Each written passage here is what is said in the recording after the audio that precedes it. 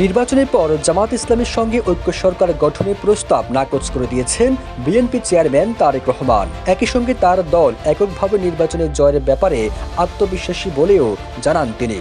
এমন প্রেক্ষাপটে বিভিন্ন মহলে প্রশ্ন উঠেছে, তবে কি আগামী নির্বাচনে সরকার গঠনের দিকে এগিয়ে রয়েছে বিএনপি? ৬ ফেব্রুয়ারি বার্তা সংস্থা রয়টার্সকে দেওয়া এক সাক্ষাৎকারে তারেক রহমান বলেন, আমার প্রতিপক্ষের সঙ্গে আমি কিভাবে সরকার গঠন করি, তাহলে বিরোধী দল কি হবে?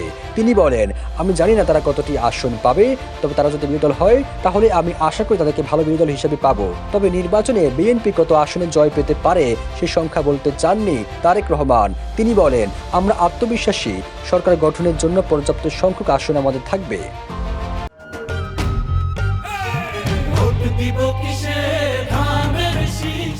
নির্বাচনে জয়ী হলে ভারত থেকে সরে গিয়ে চীনের দিকে ঝুঁকবেন কিনা এমন প্রশ্ন তারেক রহমান বলেন, বাংলাদেশে প্রায় ১৭ কোটি মানুষের অর্থনৈতিক প্রবৃদ্ধি ত্বরান্বিত করার সক্ষমতা রয়েছে, এমন অংশীদারদের প্রয়োজন। তিনি বলেন, যদি আমরা সরকারে থাকি তাহলে আমাদের তরুণদের জন্য কর্মসংস্থান ব্যবস্থা করতে হবে, দেশে ব্যবসা বাণিজ্য আনতে হবে যাতে নতুন চাকরি সৃষ্টি হয় এবং মানুষ ভালো জীবনযাপন করতে পারে।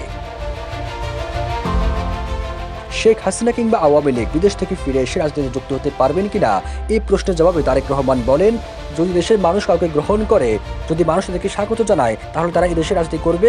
গণতান্ত্রিক দেশে যে কারো রাজনীতি করার অধিকার রয়েছে, সেটা দেশের মানুষের সিদ্ধান্ত।